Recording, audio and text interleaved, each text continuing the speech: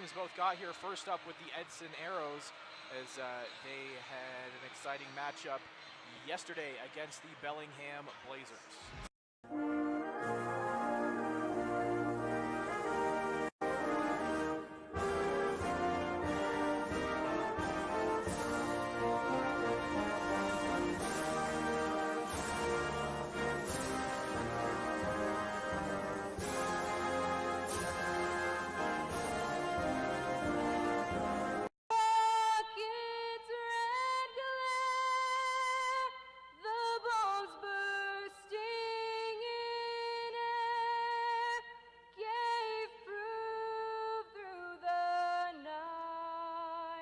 Incredible week of hockey, a lot of fantastic storylines to follow.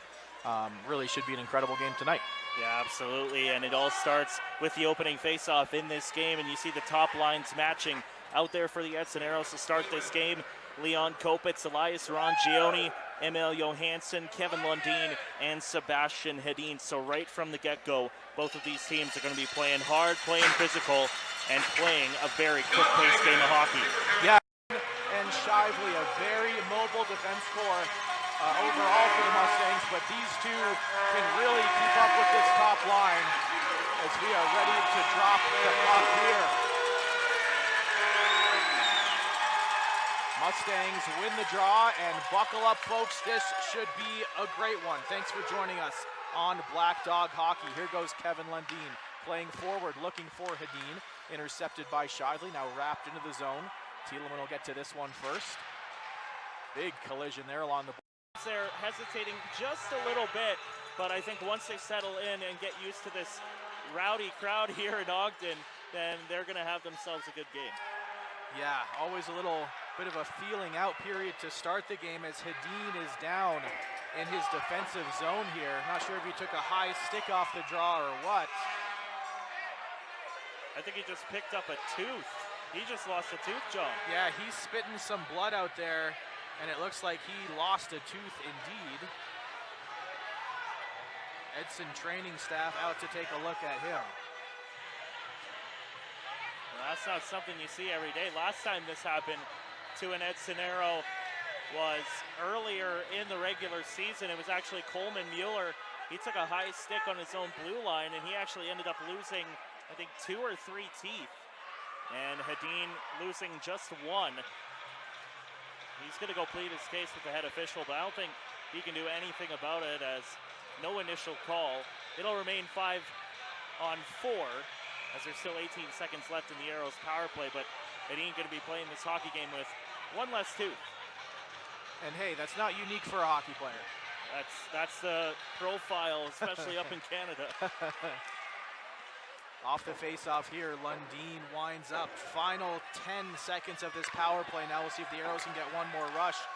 As stepping in, you see the Mustang defense. Krejcia staying stride for stride with Johansson there. Not much for him to work with as the Mustangs get it clear. 7:45 remaining here in the first period. Rangioni for Hedin. Dumps this into the zone, gets bumped by Krejcia. Muscali wraps around the boards. And now it's taken by Bryson Bartel. Bartel angled to the corner. Well defended there. Big hit down low as Cruzel goes down. Gets right back up though and plays for Gilbert. A quick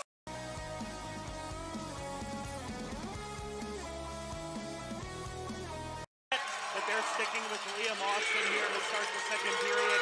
So kind of nice to see that the coaching staff still has some trust in him heading into the second period. Yeah, really, if you look at Austin's body of work there in the first, he had 20 shots on goal, a number of remarkable saves. Really nothing he could have done on the second or third goals. It was a clean-cut breakaway. Here's another try. The puck loose in front.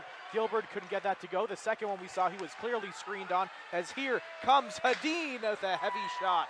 Just missing that one short side. End-to-end action. Shane Gilbert with speed down the other way. Kopitz right on him as some snow goes flying up onto that end glass. And here goes Lundin as Shively's able to knock it away.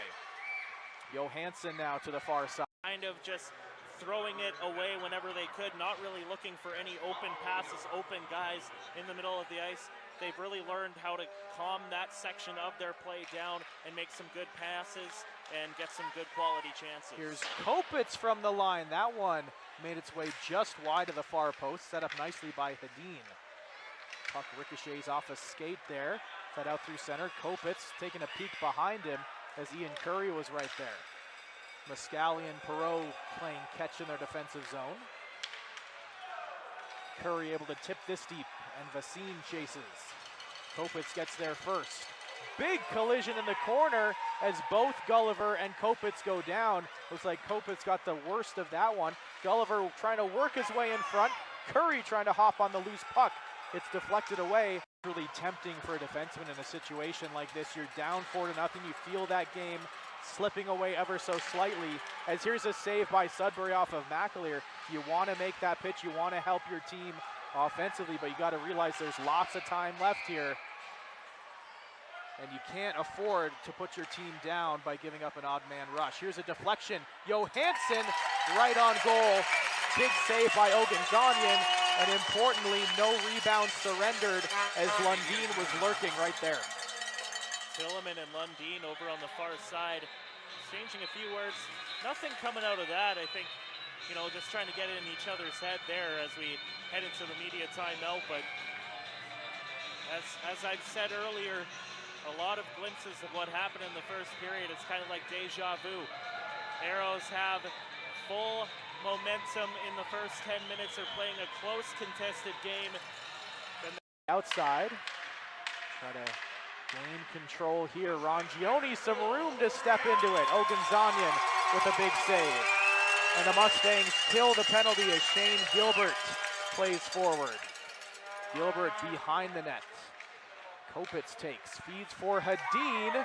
A collision there as Hedin got the better of the physical exchange, but Bartel does the job to get that puck loose.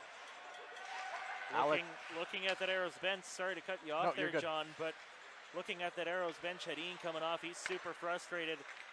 Strong game here tonight. Yeah, very important he stays in because, like you just mentioned, all the momentum coming from his side of his game for the Ogden Mustangs is going to carry over into tomorrow, and he'll be fired up and he'll be ready to go. What you do want to happen is Ethan McKinley played that with the wrong hand of his stick, switching his hands around. Impressive play. Ammon Anderson to the middle. He gets crunched. Awkward collision there with Mueller.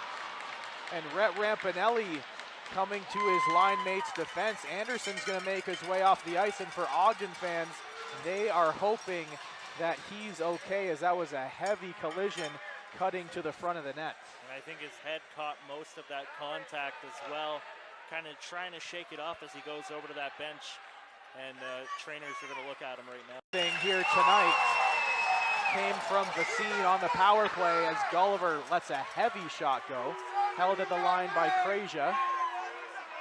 Forward for Johansson. Can he work some puck magic there? No, he's knocked off the puck by Perreault. In the last couple of minutes here, John, it's just been nothing but shot after shot towards each player. Both teams going at it with select players. Season not the way they wanted to end it, but lots of things to be proud of, as we talked about throughout the broadcast. Most notably, getting through that pool play, being one of the top 4 teams in the WSHL in their inaugural season, something to be very proud of. Something to be proud of, and it just wasn't their day.